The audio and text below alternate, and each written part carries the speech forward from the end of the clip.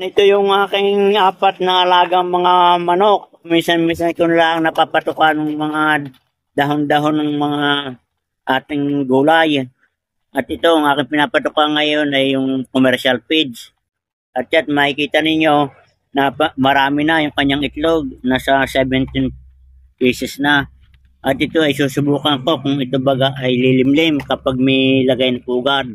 Dati ito ay hindi ko nilalagyan ng pugad at kung saan na lang sila na tuka ay di ating susubukan kung lilimlim ito pagka dumating na yung kanilang tigil ng pangingitlog. Yan ito mga kabayan. Yan. Ito ay dati tumigil ng 1 buwan ng pangitlog. Yan pala ay kapag ganyang naglulugo ng mga manok ay hindi muna naitlog at nagpapakondisyon ng kanyang katawan. Kaya ito ngayon, araw-araw, makikita nyo yan, 3 ng 3. Tigigisa sila ng iniitlog bawat araw. Yan. So yan mga kabayan, good luck and good health. Akin lang i-senior sa inyo yung aking ilang manok na alaga. At ako naman natutuwa din, pagtanggal stress, kita nyo yan.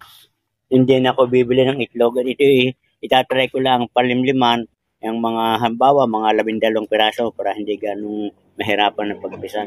Magandang araw, kabayan.